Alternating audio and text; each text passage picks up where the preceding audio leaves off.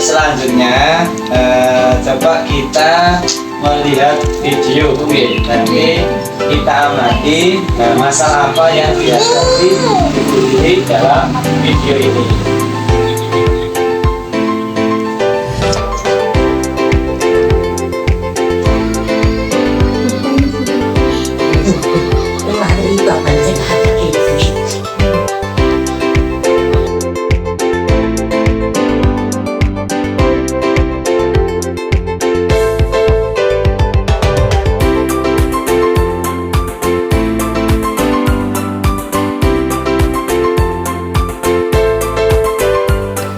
Dari film tadi Bu, nah, masalah apa yang dihadapi Ibu Lili? Keuangannya kenapa Bu? Kurang gitu. Nah, karena apa Bu? Coba Bu Hoiria, kenapa Bu?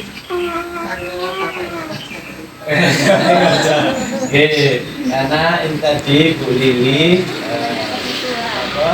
mengalami masalah keuangan karena tidak merinci, tidak mengatur, akhirnya pengeluarannya lebih banyak daripada pendapatannya. Seperti yang tadi kita bahas, hari ini kita membahas tentang bagaimana mengatur keuangan.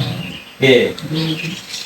Nah, dari cerita video tersebut, coba kita pecahkan masalah Ibu Lili. Nah, kali ini kita buat 2 kelompok Bu ya. Nah, coba nanti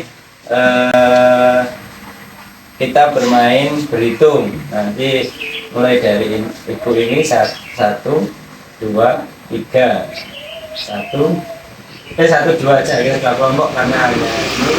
Nanti yang 1 kumpul yang 1, 2 itu ya kelompok 2. Kita berhitung dulu. Mulai dari Bu Oiria. 1, 2, 3. Nah, ini kurang fokus ini. Kembali 1 lagi Bu ya. Oke, coba kita ulangi lagi. 1, 2, 1.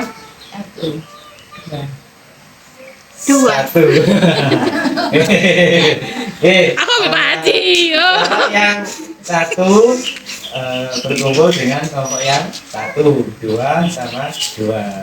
Ayo Bu, minta tolong ya. 1 di sini, 2 di sini.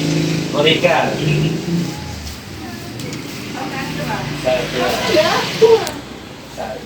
1 di sini 1. Tadi yang menyebutkan 1 namanya Boria. Bilang be aku berat sama lagi. Ya.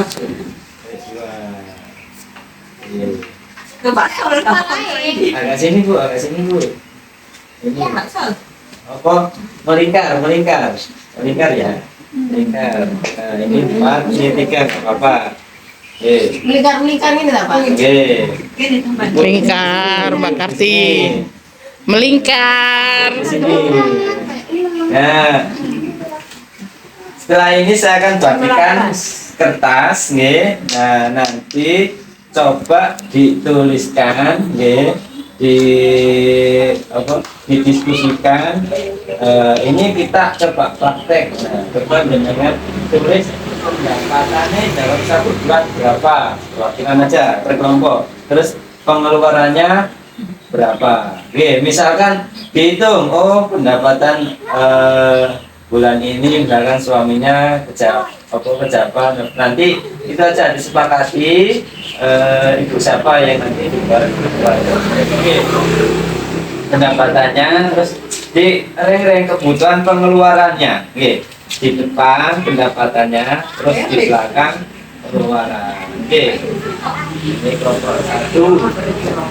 Kelompok 2. Video ini 1 itu Bu ya, 5 menit. Ditulis yang depan pendapatannya, yang kedua pengeluarannya. Oke, cut.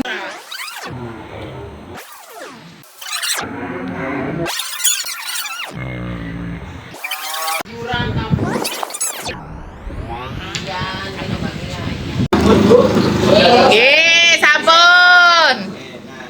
coba dikumpulkan. Nanti kita bahas. Nah, ini contohnya kelompok 1 ya. Ini kelompok 1. Kita bahas dulu kelompok 1. Nah, di sini kelompok 1 ini semisal ini untuk sehari-harinya ini adalah sebagai karyawan toko. Nah, di sini tertulis